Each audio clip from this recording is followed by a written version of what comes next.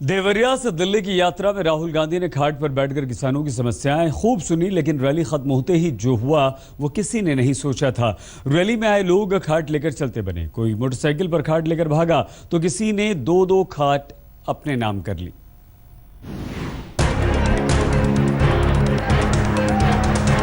लूट सको तो लूट लो, उठा सको तो उठा लो, ले जा सको तो ले जाओ।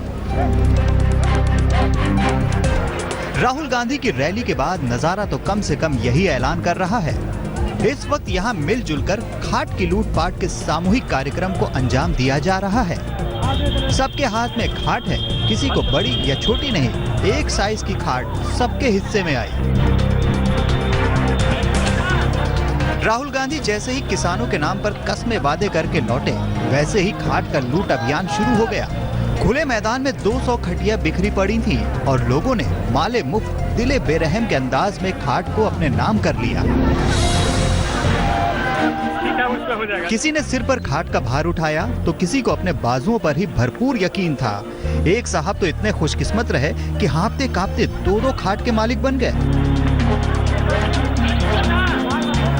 जो बेचारा चूक गया वो मैदान में खटिया खोजो अभियान में कूद पड़ा।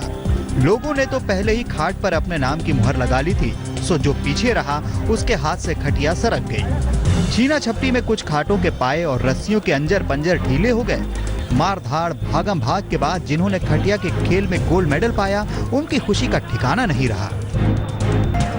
राहुल गांधी के लिए लाई गई खटिया आज देवरिया के घर घर में वोटरों के आराम फरमाने के काम आएगी।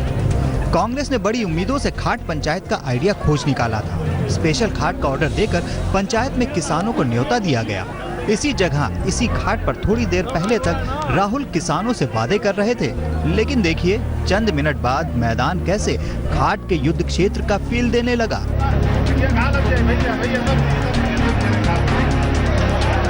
कर्ज माफी, किसानों की तकलीफ, बिजली जैसे मुद्दों पर राहुल गांधी चंद मिनट पहले यहीं बैठकर वादे कर रहे थे, लेकिन उनके जाते ही खटिया ऐसे गायब होने लगी जैसे कभी यूपी से कांग्रेस। कुमार विक्रांत, देवरिया, आज तक। रैली खत्म, खाट हजम। लेकिन अब रैली की बात करते हैं। राहुल गांधी ने किसान यात्रा और खाट पंचायत से पहले भगवान दुग्धेश्वर की पूजा की। वो देवरिया के रुद्रपुर में दुग्धेश्वर मंदिर पहुंचे, पूजा अर्चना की। इसके बाद प्रसाद लिया, फिर मंदिर के पुजारियों और देखरेख करने वालों से मुलाकात की। उसके बाद मंत्रोच्चार के बीच राहुल ने भगवान दुग्धेश्वर नाथ को याद किया। उन्होंने यूपी चुनाव में जीत की कामना की।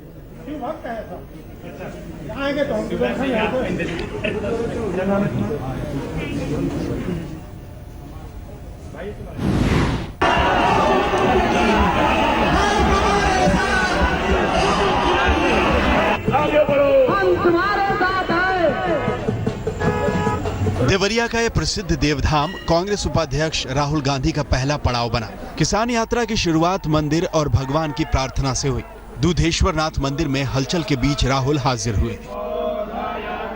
सीढ़ियों से उतरते हुए सीधे गर्भगृह में पहुंचे, जहां पंडित पहले से मौजूद थे। राहुल घुटनों के बल बैठ गए, फिर मंदिर में पूजा अर्चना शुरू की। बारी बारी से जल, फूल और बेलपत्र अर्पित किए गए।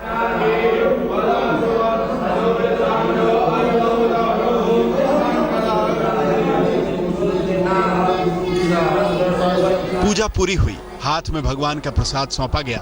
राहुल गांधी ने कुछ पूछा, पंडित ने जवाब दिया। अभी उठने ही वाले थे कि एक पंडित ने माथे पर त्रिपुंड उकेर दिया। उत्तर प्रदेश विजय के लिए तीनों लोकों के स्वामी का आशीष लेकर जब राहुल बाहर निकले तो मंदिर से आ रही मंत्रोच्चार की आवाज सुनकर ठहर गए।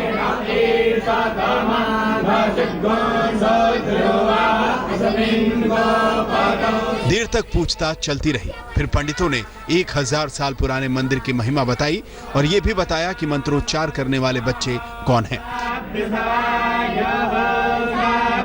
कुछ ही देर में मंत्र पढ़ने वाले बच्चे राहुल गांधी के सामने लाए गए। बच्चों ने उनके सामने मंत्र पढ़े, राहुल सुनते रहे।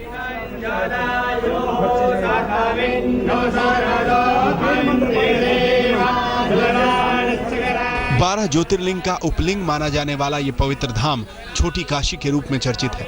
मंदिर बेहद पुराना है और महाशिवरात्रि के मौके पर यहाँ श्रद्धालुओं की भारी भीड़ उमड़ती है। राजा ब्रजभान ने इस मंदिर का निर्माण कराया था। मंदिर का निर्माण काशी के पंडितों के सामने किया गया था।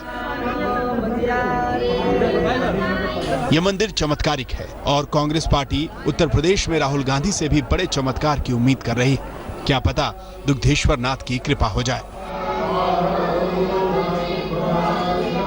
कुमार विक्रांत, देवरिया, आज तक।